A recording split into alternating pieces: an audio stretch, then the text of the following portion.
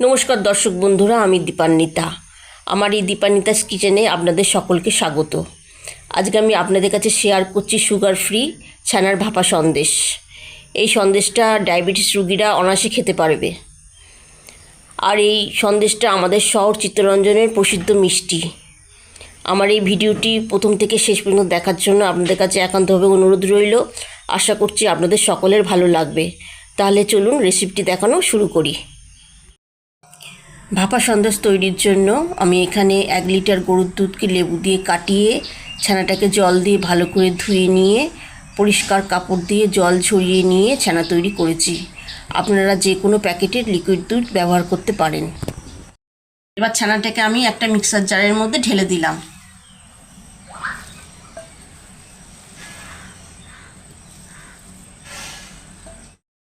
আর দিলাম 4 চা চামচ চিনি।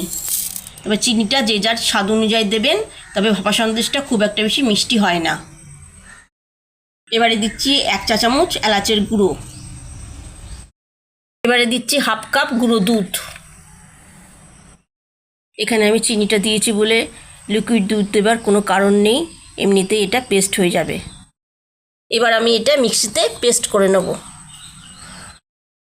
মিক্সিতে এবারে আমি এটাকে পেস্ট করে নিলাম।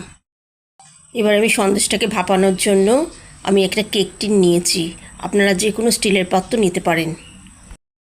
তারপর কেক টিনের মধ্যে একটু ঘি লাগিয়ে গোল করে একটি কাগজ কেটে নিয়ে বসিয়ে দিয়েছি। এর উপরেও একটু ঘি মিশিয়ে দিয়েছি, এতে করে ভাপা সন্দেশটা খুব সুন্দরভাবে উঠে আসবে। যে মিশ্রণটা রেডি করে রেখেছিলাম সেটা এর মধ্যে দিয়ে দিলাম।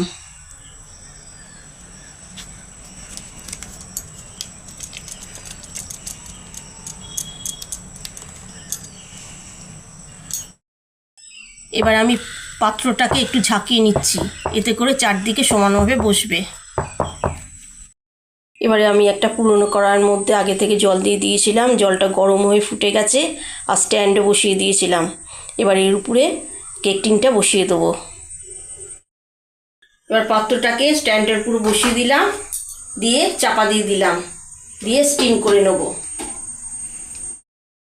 এবার পাত্রটির মধ্যে যে সিদ্ধটি আছে সেটা লবঙ্গ দিয়ে মুখটা ঢেকে দিলাম, যাতে ভেতরের হাওয়াটা বাইরে না আসতে পারে।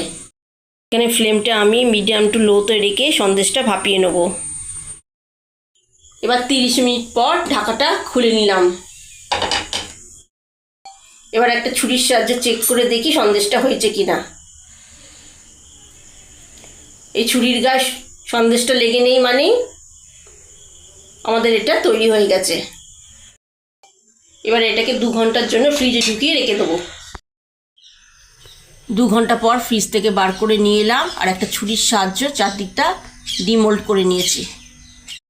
এবার সন্দেশটাকে আমি বার করে নিচ্ছি, নিয়ে এরকম চাপ দিতে হবে, তাহলেই খুলে আসবে। এবার এর উপর থেকে কাগজটা আস্তে আস্তে তুলে নিতে হবে।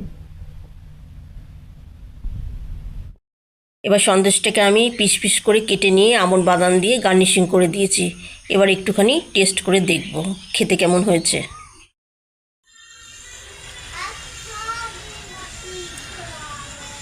এটা খেতে একদম নরম তুলতুলে আর সুন্দর হয়েছে খেতে। আমার যদি আজকের এই রেসিপিটি আপনাদের ভালো লেগে থাকে, লাইক করবেন, শেয়ার করবেন, কমেন্টস করবেন। আর আমার চ্যানেলটিকে সাবস্ক্রাইব করার জন্য একান্তভাবে আপনাদের কাছে অনুরোধ রইল। সবাই সুস্থ থাকবেন, ভালো থাকবেন। আবার ফিরে আসবো নতুন কোনো রেসিপি নিয়ে।